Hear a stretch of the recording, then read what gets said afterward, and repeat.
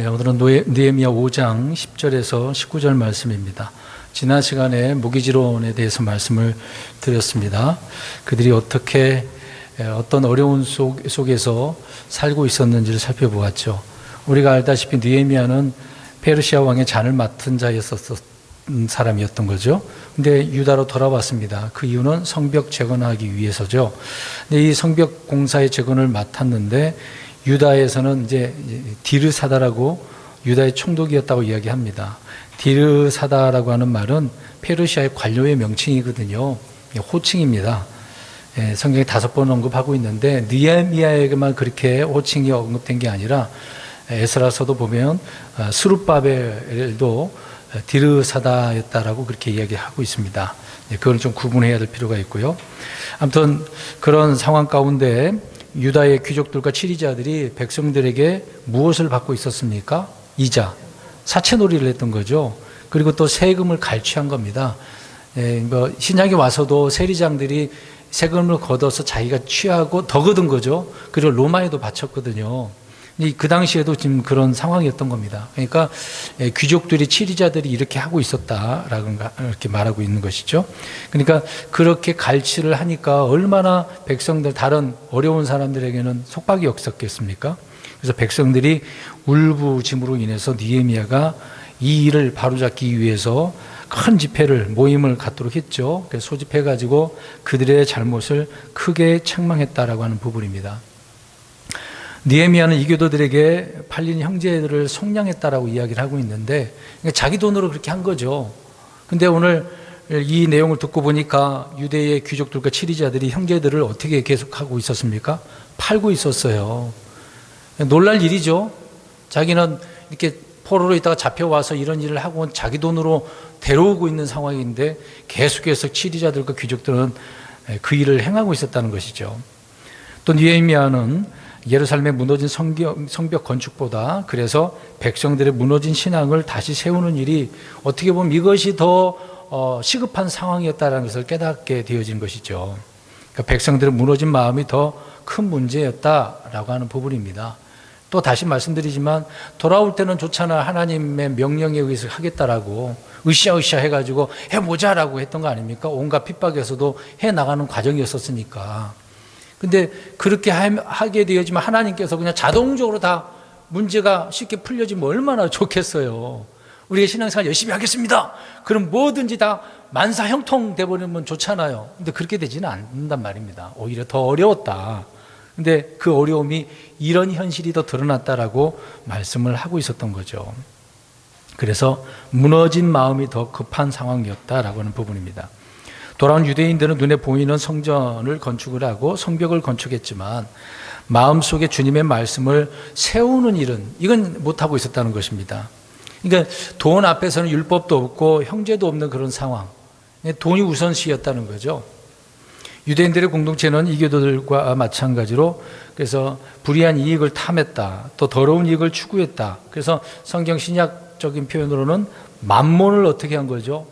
만몬을 섬기는 사람이었다라는 것입니다. 그래서 자기 배를 섬기는 탐욕이 활동하고 있었는 그런 사회구조 개개인들이었다라고 말씀을 하고 있는 것입니다.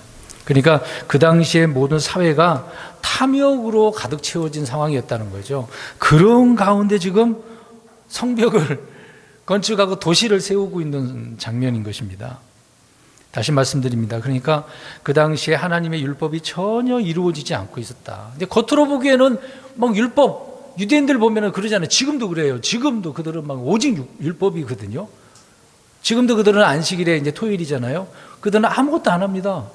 돌아다니지도 않아요. 율법적으로 안 된다고 하기 때문에. 겉으로는 그런데 내부적으로는 오늘 오전의 말씀처럼 율법이 그들을 어떻게 해야 된다고 그랬어요? 인도해야 된다는데 인도를 못하니까 예수님은 어떻게 해요? 거부했다라고 하는 부분인 것입니다. 그러니까 그 당시에도 이런 문제가 있었다는 겁니다. 겉보기에는 모세 율법이 지배하는 그런 사회 풍수 문화같이 보였습니다만 속은 현대처럼 완전히 자본주의예요. 여러분 민주주의 좋죠. 뭐 공산당도 자유민주주의라고 하더만요. 근데 자기들 나름대로의 민주주의겠죠. 근데 지금 오늘날 자본주의는 오직 물질주의이기 때문에 돈 아니면 안 된다라고 하는 거잖아요. 그러니까 그 당시에도 이런 자본주의를 능가하는 탐욕이 지배하고 있는 그런 사회. 지금 눈 잘 보셔야 됩니다. 이 세상이 어떻게 돌아가는지를 우리는 분명히 알고 있어야 돼요. 이제 악한 자들은 경제, 어떤 통치권, 모든 사회의 구조를 다 지배하려고 하기 때문에 그러는 것입니다. 이게 잘 봐야 되죠. 자, 이런 때에 느헤미야가 백성들 앞에 제시한 개혁의 방안을 오늘 말씀을 하고 있는 겁니다. 그래서 느헤미야 5장 10절부터 우리가 한 절씩 보도록 하겠습니다. 10절 눈으로 보십시오. 읽었으니까 눈으로 보시고 제가 말씀을 그냥 이어서 드리겠습니다. 느헤미야는 총독으로서 능히 백성들에게 돈과 곡식을 취할 수 있어서 그 당시에 뭐였으니까 앞에 처음 이야기한 것처럼 유다의 총독이고 디르사다 했잖아요. 그런 위치가 있었기 때문에 돈과 곡식을 받아야 되는 의무가 있는데도 어떻게 했다는 거죠? 받지 않았다. 공세를 받는 건 합법적인데도 불구하고 받지 않았다라고 이야기하고 있는 겁니다. 어떻게 보면 무정부주의자들처럼 보이지만 그리스도인들은 반정부 그런 주의자들은 아니지만요. 오늘 느헤미야가 보면 그러면 받아야 될 위치인데 왜 안 받아? 당연한 건데 그렇게 생각할 수도 있잖아요. 근데 느헤미야가 왜 이렇게 했는지를 우리가 좀 이해를 해야 됩니다. 우리 그리스도인들을 잠깐 이야기해 보면 세금에 대한 부분을 설명하자면 그리스도인들은 세금 내야 됩니까? 안 내야 됩니까? 내야 되는 건 당연한 거예요. 안 내면 안 되는 겁니다. 우리는 유대인이 아니에요. 우리는 대한민국의 사람이란 말입니다. 그럼 대한민국 내가 시민권을 가지고 있으면 당연히 어떤 이제 나라에서 정한 것이면 내야 되는 거죠. 과도한 그런 세 증액도 있습니다만은 어차피 법을 정해놨기 때문에 내긴 내야 돼요. 근데 안 내려고 하는 부분이 많습니다. 우리 그리스도인들은 좀 정직할 필요가 있거든요. 세금 내는 일이 성경적이기 때문에 그래요. 예수님도 세금 냈습니까? 안 냈습니까? 내셨잖아요. 근데 안 내려고 그래. 돈 욕심이 있어서 그러는 거죠. 낼 건 내야 되는 거죠. 상황이 안 되면 어떻게든 법적으로 해결하든가 그렇게 해야 되겠습니다.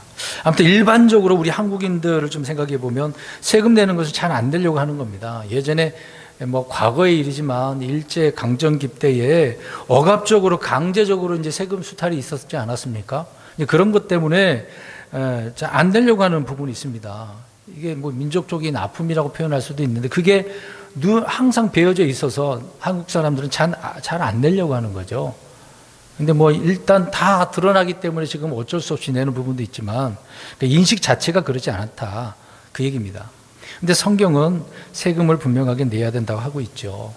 유대인들 중에서도 카이사르에게 공세를 내야 되는지 이게 율법이 맞는지 안 맞는지 그래서 예수님 앞에 시험하면서 이런 질문도 했던 것 아니겠습니까? 그 당시에 생각해보세요. 로마의 속국이니까 유대인들 내야 돼요? 안 내야 돼요? 당연히 내야 되는 거거든요. 그래서 세리들을 세워가지고 세금을 걷었는데 과도하게 거두니까 그런 문제도 있었죠. 그래서 키 작은 삭개오가 세리장이었는데 그런 일을 했던 사람이었다라고 고백을 하지 않습니까? 세금을 내는 것은 율법에 맞는 일이다. 누가복음 23장 2절에 이러한 부분을 공세를 낸 부분을 언급하고 있는 거죠. 아무튼 느헤미야는 총독으로서 공세를 받을 수 있었습니다만 그렇지 않았다. 왜? 그랬습니까? 형제들을 사랑했고 긍휼을 베풀었기 때문에. 지금 어려운 상황인데 걷어들이면 어떻게 됩니까?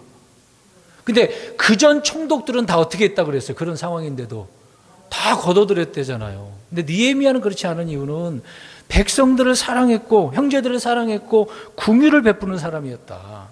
그래서 거두지 않았다는 거죠. 의무가 있었음에도 불구하고.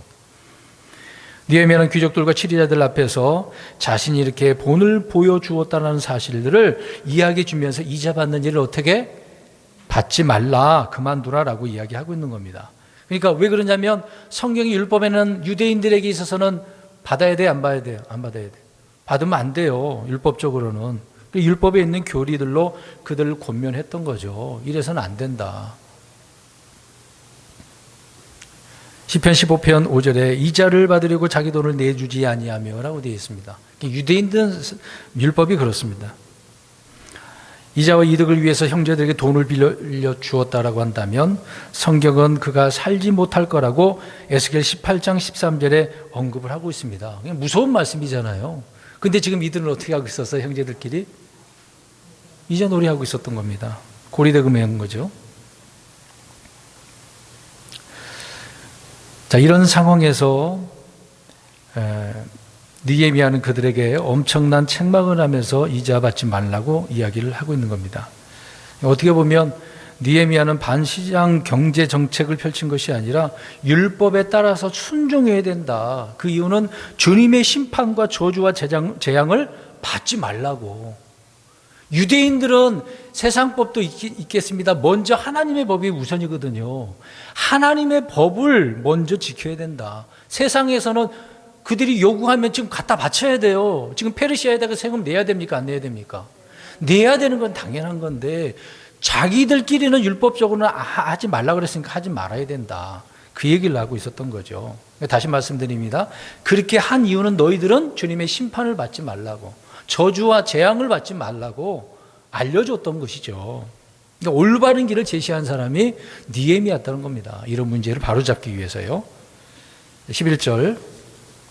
자, 이자를 받지 않는 일도 일이지만은요, 당장 시급한 문제는 백성들이 먹을 것이 없어가지고 저번에 말씀드린 것처럼 취하자, 그 말은 뭐라 그랬어요? 도둑질, 훔치자는 말이 나올 정도로, 그리고 담보를 통해서 빚을 내야 되는 상황, 또 먹고 살아야 되니까 또 세금 내기 위해서도 그렇고요. 그런 상황이었었습니다. 느헤미야는 빚을 진 백성들에게 그래서 어떻게 보면 100분의 1을 바로 그날에 막 돌려줄 것을 지금 이야기해 주고 있는 거, 오늘 11절 잘 보십시오. 어떻게 보면 긴급 구호 자금이라고 할 수가 있을 것입니다. 이자는 모두 면제해 줄 뿐만 아니라 원금의 1%를 돌려주라, 그렇게 이야기하고 있는 거죠. 단 그동안에 취한 것을 다 토해내라고 하지는 않았습니다. 이미 뭐 지나간 걸 어떻게 하겠어요. 그 대신 100분의 1을 돌려줘, 1%만 줘라. 이자를 면해주고 그렇게 하라라고 이야기합니다. 자, 이 정도로 해야 귀족들과 치리자들이 반발을 하지 않겠죠. 아예 과거에 걷어간 거 다 내라, 토해내라 그러면 어떻게 하겠습니까? 이들이 가만히 안 있습니다. 어느 나라나 마찬가지입니다. 우리나라도 역사적으로 그러잖아요. 우리가 뭐 고구려, 백제, 신라 그 다음에 뭐 발해도 있고 고려도 있고 또 조선도 세워지는 그런 과정 속에서 이런 일들이 얼마나 많았습니까? 전쟁이 터질 때마다 각 지방별로 이런 치리자들을 어떻게 했습니까? 그들에게 군량민을 내놔라, 뭐 없는데 막 내놓으라고 하면 뭐 난리 칠 수밖에 없죠. 그러니까 지혜롭게 지금 느헤미야는 이 문제를 해결해 나가고 있는 것을 보게 되어집니다. 사실상 뭐 이렇게 내놓으라고 한다면 참 힘들잖아요. 가지고 있는 거 달라고 하니까. 욥이나 아브라함이나 이삭이나 야곱, 요셉, 이들은 그 당시에 어떤 사람이었습니까? 가난한 사람들이었나요? 부자였어요. 부자. 단순한 부자가 아닙니다. 근데 이들은 뭐 다 내어놓고 뭐 하나님께 빌려드리는 사람들처럼 그렇게 살았죠. 또 사사들도 보면 대부분 부자였었습니다. 그들은 뭐 가난뱅이는 없었어요. 보아스도 엄청난 부자였다는 것을 알 수가 있습니다. 다윗과 솔로몬도 말할 수가 없겠죠. 신약에서 또 예수님의 장례를 맡았던 아리마대 요셉도, 니고데모도 마찬가지로 부자였던 사람들이잖아요. 뭐 이들은 뭐 사랑하는 마음으로 오늘 느헤미야처럼 언제든 내어줄 수 있는 그런 사람이었기 때문에, 이 세금 문제를 계속해서 이야기하지만 분명히 성경에는 이스라엘 백성들은 뭐 반세길도 내야 되는 거죠. 태어날 때도 그 사람도 하나님께 이제 속량을 해야 되기 때문에 그에 따라 제사장들에게 또 세금도 내는 것도 있습니다. 다양한 부분이 있습니다. 자, 아무튼 11절에 긴급 구호 자금을 마련해서 그들의 문제를 그나마 해소시켜주는 내용이 11절에 말씀을 하고 있습니다. 그러니까 느헤미야가 그렇게 지금 해결해 나가고 있는 거예요. 하나씩. 12절 보시기 바랍니다. 이제 12절 보니까 언약의 체결을 이제 서로 하나님 앞에 말씀대로 어떻게 하라 그래요? 맹세하라. 언약 체결이잖아요. 그렇게 딱 하겠다고. 근데 그들은 맹세하면 그렇게 지켜야 돼요. 그들은 맹세를 자주 합니다.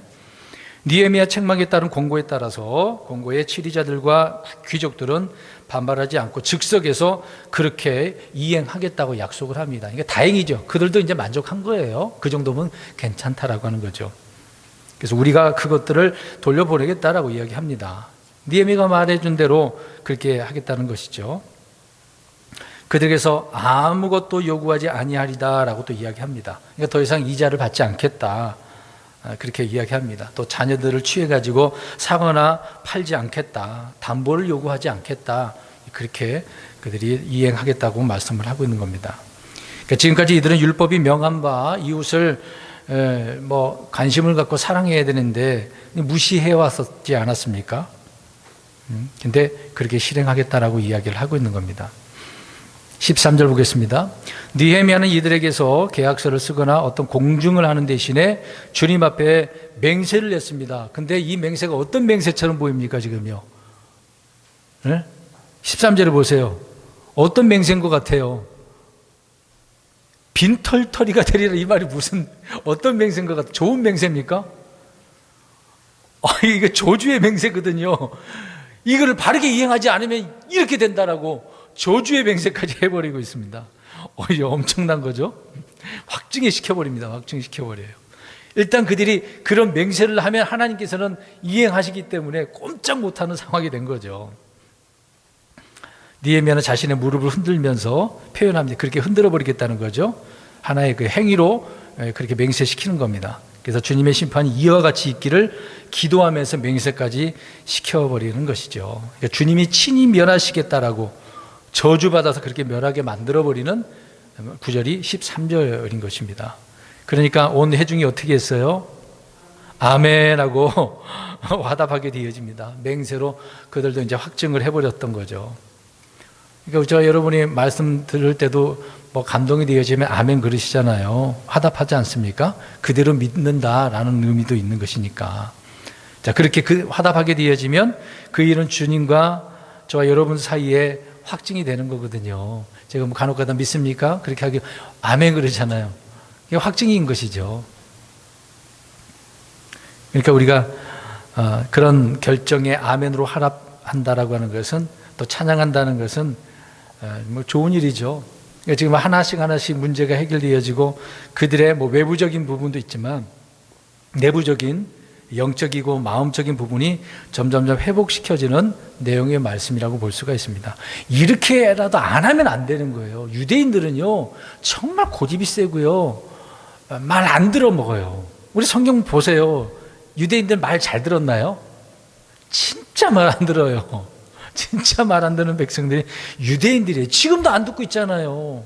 예수님 지금도 안 받아들이고 있다니까요. 그래서 환난기에 들어가야 돼요. 그들은 들어가야 나중에 주 예수 그리스도의 이름으로 오시니요라고 받아들이게 되는 거죠. 그래서 회중들이 주님 말씀에 따라 돌이키고 순종하는 것이 부흥의 시작, 개혁의 시작이다라는 것을 알 수가 있습니다. 14절 보십시오. 느헤미야는 아닥사스다 제20년에 유다 총독으로 왔어요. 그러니까 총 이제 32년이니까 몇 년이요? 몇 년 됐어요? 12년이잖아요. 자, 이게 이제 기록면이 순서대로적으로 된 게 아니라 있었던 일을 느헤미야가 이랬었다라고 적어놓고 있습니다. 근데 6장에 보면 이제 52일 만에 완성됐다는 것을 또 이어서 설명을 하고 있는 가운데, 그 가운데 자기가 총독으로 몇 년 있었다라는 것을 언급을 하고 있습니다. 그러니까 12년 동안 월급을 안 받았다는 이야기잖아요. 받지 않았다. 그래서 설명을 하고 있습니다, 지금요. 사실 총독은 급여뿐만 아니라 엄청난 판공비도 다 받아야 되는 거거든요. 근데 전혀 아무것도 안 받았다. 어떻게 보면 진짜 느헤미야는 청렴 결백한 사람이었어요. 지금 이 세상에 정치인이 이런 사람이 있을까요, 과연? 느헤미야는 정말 대단한 사람이었습니다. 우리나라에 이런 사람이 있을까요? 예? 진짜 이런 사람이 있을까요? 이런 사람 세상에 좋아할까요, 안 좋아할까요? 안 좋아해요. 그래서 우리가 말씀대로 산다 그러면 세상은 더 안 좋아할걸요? 성경대로 산다라고 한다면 세상 사람 더더욱 싫어해요. 오히려 더 믿는 형제들도 핍박을 해요. 야, 너는 고지고대로 그렇게 사냐? 그런 말 많이 들을 거예요. 느헤미야는 정말 청렴 결백한 그런 사람이었습니다. 오히려 자기 돈으로 이교도들에게 팔린 형제들을 구속하였고, 형제들과 총독들은 오히려 성벽의 노동자로 일까지 했다, 이렇게 언급을 하고 있습니다. 정말 대단한 거죠. 온전히 헌신한 사람이에요. 그러니까 우리가 예전에 살펴본 것처럼 하나님께서 저희 아닥사단 그 밑에 있을 때 마음에다 주신 거예요. 이런 부담감, 이게 선한 부담감 아니겠습니까? 아무나 할 수 있는 일은 아니겠죠. 15절입니다. 느헤미야 이전의 총독들은 백성들에게 은 40세겔을 급여로 받았고 빵과 포도즙을 따로 취했다고 이야기합니다. 또 총독들의 종들도 백성을 지배했었다고 이야기하잖아요. 어떻게 보면 그 당시 그 전에 총독들은 측근들이 다 한 자리를 어떻게 하고 있었어요? 관직을 차지하고 있었어요. 그 엄청난 위치까지, 뭐 말 한마디면 이 사람 되고 반장이 되고 부장 되고 뭐 과장이 되고 그러는 거죠. 그러나 느헤미야는 그런 총독의 권위도 형제들에게 전혀 행사하지도 않고 관직도 주지 않았다라고 이야기하고 있습니다. 오히려 노동자로 일을 했다는 얘기죠. 그래서 전임 총독들처럼 하지 않았다라고 이야기를 하고 있는 겁니다. 느헤미야는 청렴했을 뿐만 아니라 어렵고 힘든 백성들에게 부담까지 주지 않기 위해서 최선을 다한 사람이었던 것입니다. 그러니까 모든 일의 바탕은 저번에 말씀드린 것처럼 하나님을 어떻게 해요? 두려워했다. 오늘 15절에 있잖아요. 15절에 하나님을 두려워했다. 그러니까 하나님을 두려워한 사람은 아무렇게나 막 살지 않아요. 자기 위치 다 하나님을 두려워하면서 살 수밖에 없다는 것을 알 수가 있습니다. 이것이 느헤미야의 모든 삶과 사고를 지배하는 바탕이 하나님을 두려워하였다라고 하는 것이죠. 우리 그리스도인들의 밑바탕과 뿌리가 이렇게 하나님을 두려워해야 되는 겁니다. 두려워해야 됩니다. 왜 그러냐면 잠언서에 성경은 주를 두려워하는 것이 시작이라고 그랬거든요. 주를 경외하는 것, 지혜의 시작이라고 그랬습니다. 시작이 잘못되면 과정도 끝도 잘못될 수밖에 없습니다. 그러니 시작이 참 좋아야 돼요. 어디서든. 신앙생활 한 지가 20, 30년이 되었음에도 불구하고 하나님을 두려워하지 않는 사람. 하나님이 사람을 두려워하잖아요. 우리 저기 서울에 어떤 목사 있잖아요. 하나님도 그분의 말 한마디면 깜빡한다. 하나님이 사람을 두려워한다니까. 참 어떻게 이런 일이 있을 수 있죠? 이런 분들은 아직 시작이 안 된 거예요. 시작이 안 된 겁니다. 그 말에 농간의 사람들이 놀아나고 있는 것뿐이죠. 아예 영적 생활의 시작 자체가 안 됐다라고 하는 부분이 되는 것입니다. 씨를 뿌리지 않은 사람이 열매를 기다리면 되겠습니까? 씨를 뿌려야 열매가 있는 건데 잘못된 씨를 뿌리니까 잘못된 것들이 나오게 되는 거죠. 그러니까 다시 말씀드립니다. 느헤미야 영적 삶의 모든 것들을 다 다스리고 관통하는 것은 바로 주를 두려움이었다. 그래서 주를 두려워하지 않으면 악하게 행할 수밖에 없다는 것이죠. 네, 그런 말씀이 오늘 15절에 언급을 하고 있고 잠언서나 시편에 이런 부분에 다 언급을 하고 있습니다. 아무튼 이거를 주를 두려워해야 된다라고 하는 것을 잘 기억했으면 좋겠습니다. 16절은 좀 간단하네요. 느헤미야는 성벽 재건의 일을 계속하면서 땅을 어떻게 하지 않았다? 차지 않았다. 자, 그런 위치에 있으면 다 어떻게 할까요? 이 당시라고 한다면 재산을 어떻게 하겠습니까? 축적하겠죠. 투자를 겉으로는 투자인데 어떻게든 갈취하고 뭐 세금도 걷어들이니까 총독의 빵과 어떤 세금도 걷으니까 그 돈으로 재산을 축적할 수 있는 거잖아요. 그런 것도 안 했다는 거죠. 지금도 부동산 얼마나 대단합니까? 땅만 사놓으면 그냥 올라가네. 변두리 땅도 사놓고 좀 기다리면 또 제재도 풀려가지고 막 가격이 올라가는 거잖아요. 그 당시에도 땅 문제도 있네요. 땅 사놓으면 부자가 되나 봐. 또 이스라엘은 땅도 쉽게 거래할 수는 없는 거거든요. 정해진 것이 있기 때문에 그렇습니다. 그러니까 총독의 위치에 있으면 땅을 확보하는 일은 아주 쉬운 일이죠. 그러나 12년 동안 총독의 일을 하면서 전혀 그러지 않았다는 거죠. 대단한 사람입니다. 17절 보십시오. 느헤미야 혼자서 뭘 다 알아서 한 게 아닙니다. 독불장군처럼 뭐 한 게 아니죠. 자기 상에는 150명이 있었고 이교도들에게 떠나온 자들도 있었다고 이야기합니다. 또 여러 명을 먹여야 하는 그런 위치에 있었는데 이 인원을 유지하려면 돈이 얼마나 많이 들겠습니까? 일하는 사람들이 많으면 그들을 다 먹여줘야 되니까 월급도 줘야 되니까 세금을 어떻게 해야 되겠어요? 공적으로 많이 걷어들여야 되는 거잖아요. 또 그것이 부족하면 사적으로도 충당을 해야 돼요. 그래서 비자금이 나오는 겁니다. 겉으로는 그렇고 뒤에서 또 유지하기 위해서 비자금이 있어야 되는 거잖아요. 근데 느헤미야는 그렇게 합니까? 안 하고 있다는 얘기죠. 이 세상은 어디에든지 그런 통치 자금이 필요한 건데 그런 일을 하지 않았다.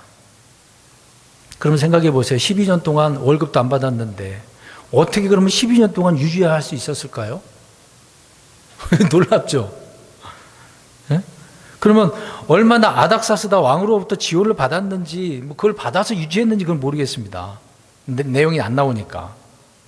자, 이런 느헤미야의 모습을 볼 때는 귀족들과 치리자들은 어떻게 해요? 느헤미야 볼 때 얼마나 추해 보겠습니까? 자기들은 그렇게 갈취를 했는데 느헤미야는 12년 동안 그렇게 하고 있었으니까 비교가 되는 거죠. 18절 보십시오. 사람들이 날마다 느헤미야를 위해서 식사 준비를 하죠. 어떻게 해요? 한 번에 소 한 마리, 좋은 양 6마리, 날짐승 열흘에 한 번씩 각종 포도즙을 준비했다고 합니다. 이제 그렇게 백성들이 알아서 갖고 온 거죠. 그럼에도 불구하고 백성에게 총독의 빵을 요구하지 않았다. 총독의 일을 위해서 수고하는 일꾼들을 위해 소비하는 것이 이 정도였는데 12년 동안 빵을 요구하지 않았다라고 이야기하고 있습니다. 대단한 거예요. 어떻게 보면 유다의 느헤미야가 오래 있으면 있을수록 어떻게 해요? 재정은 어떻게 될까요? 그러면 이렇게 월급 안 받고 있으니까 파산나는 거죠.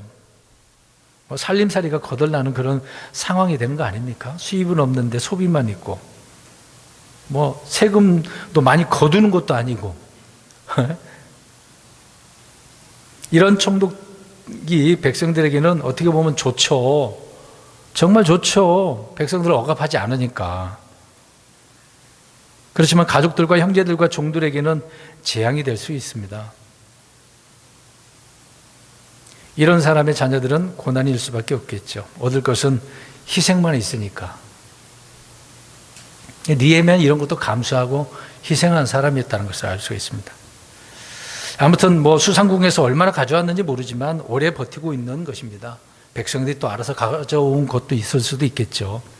그러니까 느헤미야는 권리가 없어서 빵을 요구하는 것은 아니었다라는 것입니다. 또 그 구절을 보면 이 백성에게 임한 속박이 심하였기 때문이라고 이야기하고 있습니다.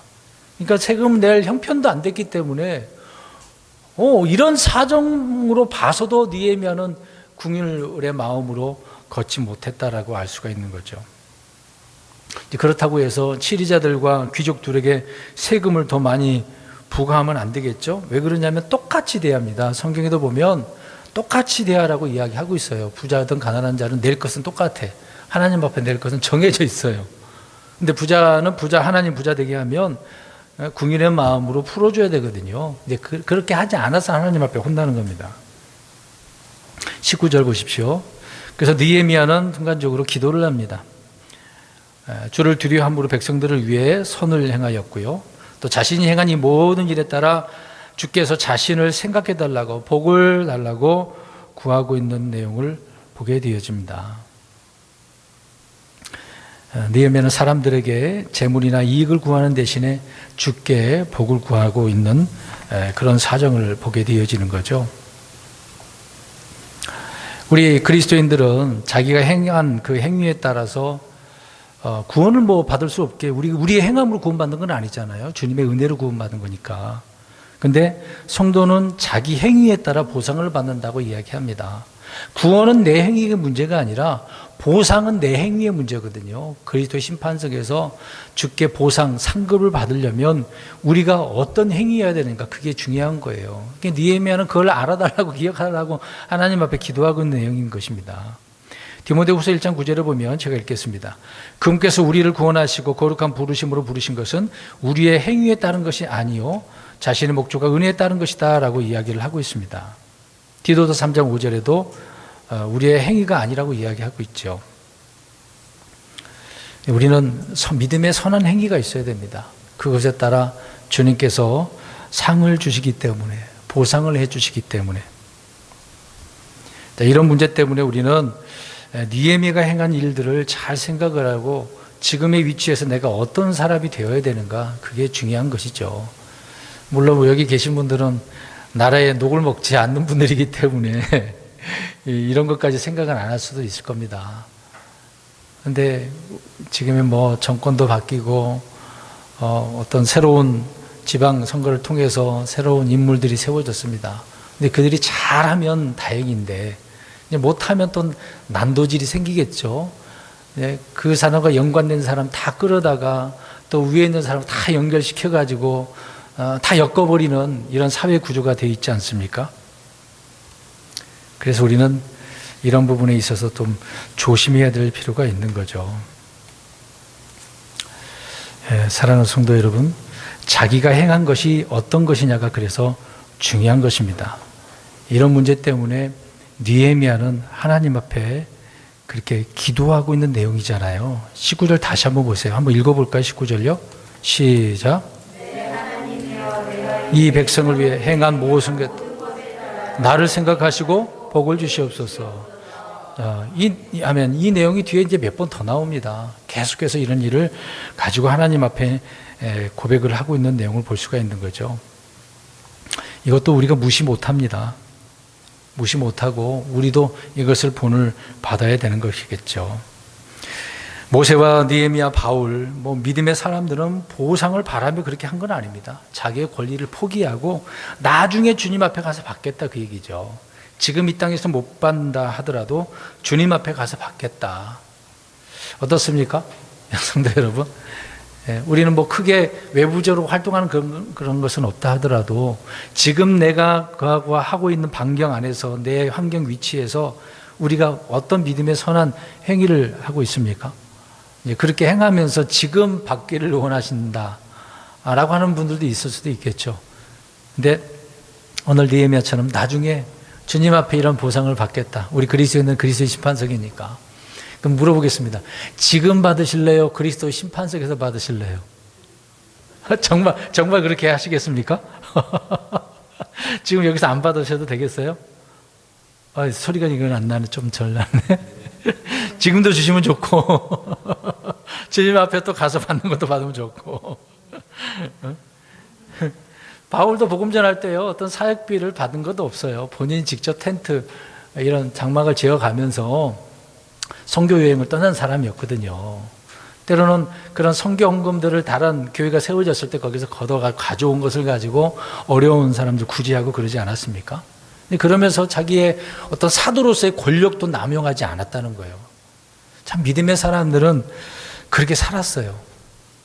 어려우면서도 해 나가는 거죠. 근데 지금의 환경이 낫겠어요? 과거의 그때의 환경이 더 낫겠어요? 근데 환경은 다를 뿐이지 별반 차이는 없거든요. 근데 그 당시에는 그 당시에 적응을 할 수밖에 없고 지금은 지금에 적응하는 거죠. 앞으로 더 미래가 얼마나 가게 될지는 모르지만 지금의 시대와 많이 달라지면 또 따라가지 못하는 경우도 있겠죠. 우리는 하나님께서 계신 것을 믿는 것뿐만 아니라 그가 자신을 찾는 자들에게 보상해 주시는 분인가를 믿으면 하나님께서 보상을 해 주시는 것이죠. 그러니까 우리는 이제 구원받을 줄 아는 사람은 주께 보상도 받는 줄 아는 것이죠. 결론적으로 말씀드립니다. 우리는 느헤미야처럼 자신이 행한 일에 따라서 주께서 복을 주시고 복을 구하고 보상해 줄 것을 늘 구해야 되는 것이죠. 이런 열심이 있어야 됩니다. 세상에서는 믿음의 형제 자매들 가운데 청령 결백한 자들이 되어야 된다.